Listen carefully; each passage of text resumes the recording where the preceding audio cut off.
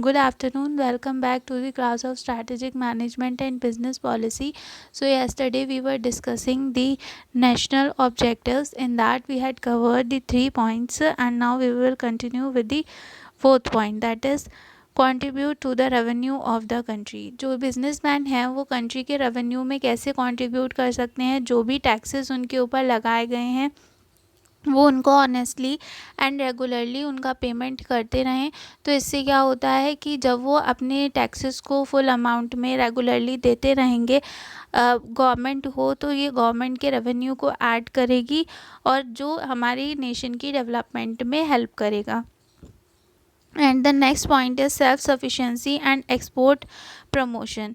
हमारी जो कंट्री है उसको कोशिश करनी चाहिए, हमारे जो बिजनेसेस हैं हमारी कंट्री में उन्हें कोशिश करना चाहिए कि वो अपने आप को, हमारी कंट्री को सेल्फ रिलायंट बनाने में हेल्प करें। वो जितने भी गुड्स हैं उनको अपनी कंट्री के अंदर ही प्रोड्यूस करने की कोशिश करें, इंपोर्ट्स जो हैं वो कम करें और एक्सपोर्ट का प्रमोशन करें। जब एक्सपोर्ट ज़्यादा होगा, इंपोर्ट कम होगा, तो फॉरेन करेंसी हमारी कंट्री में ज़्यादा आएगी and it will add up to the foreign exchange of the country. And the next point is the global objectives. Global objectives क्या होते हैं कि पहले जो इंडिया थी उसके रिलेशंस दूसरी कंट्री के साथ में बहुत ही ज़्यादा रेस्ट्रिक्टेड थे, लेकिन जो क्योंकि पहले क्या था, पहले जो पॉलिसी थी एक्सपोर्ट इंपोर्ट की वो बहुत ज़्यादा रिजिड थी एंड बहुत सारे ट्रेड बैरियर्स हुआ करते थे। लेकिन अब जो इकोनॉमिक और एक्सपोर्ट इंपोर्ट पॉलिसी हैं वो बहुत ज़्यादा लिबरल हो गई हैं। फॉरेन इन्वेस्टमेंट पे भी इतना रेस्ट्रिक्शन नहीं रहा है और इवन हटा दिया गया है जो रेस्ट्रिक्शंस था। जो हमें ड्यूटीज़ इंपोर्ट ऑफ गुड्स पे करना पड़ती थी, इंपोर्ट ड्यूटीज़, वो भी रिड्यूस कर दी गई हैं। तो ये सारे जो चेंज आए हैं इन सब ने जो मार्केट में कंपटीशन है उसको बहुत ज़्यादा इंक्रीज़ कर दिया है, क्योंकि ग्लोबलाइजेशन की वजह से जो हमारी टोटल मार्केट है वो बहुत ज़्यादा बड़ी हो गई है।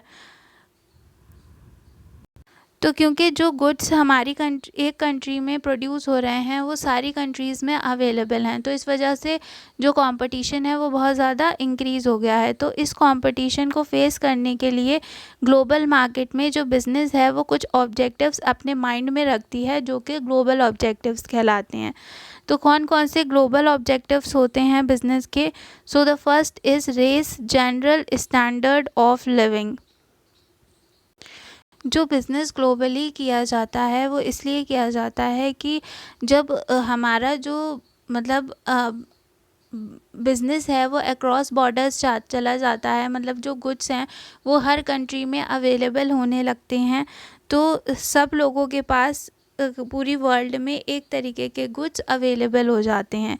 एक कंट्री के पीपल जो हैं उन्हें सिमिलर टाइप ऑफ गुड्स मिलते हैं जो दूसरी कंट्री के लोग यूज़ कर रहे हैं। तो इससे क्या होता है कि स्टैंडर्ड ऑफ लिविंग पीपल का इंक्रीज़ हो जाता है। ओके, तो ग्लोबली बिज़नेस करने का एक मेन ऑब्जेक्टिव ये भी होता है कि लोगों का जो स्टैंडर्ड ऑफ लिविंग है या कंट्री का स्टैंडर्ड ऑफ लिविंग है उसको हम और ज़्यादा इम्प्रूव कर सकें।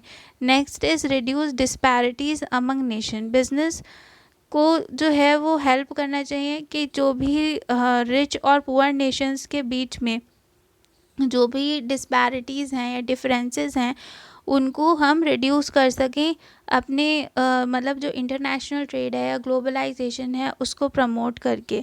और ये कैसे हो सकता है कि जो रिच कंट्रीज़ हैं वो पुअर कंट्रीज़ में इन्वेस्ट कर सकती हैं, उनको डेवलप कर सकती हैं। जितनी भी अंडर डेवलप्ड या डेवलपिंग कंट्रीज़ हैं उनकी ग्रोथ में वो हेल्प कर सकती हैं। तो इस एक ये भी ऑब्जेक्टिव हो सकता है ग्लोबली बिज़नेस को करने का।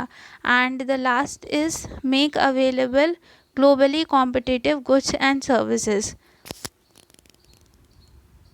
जो बिज़नेस है उसको ऐसे गुड्स एंड सर्विसेज बनाने चाहिए जो ग्लोबली कॉम्पिटिटिव हैं, मतलब जिनकी बहुत ज़्यादा डिमांड है फॉरेन मार्केट्स में।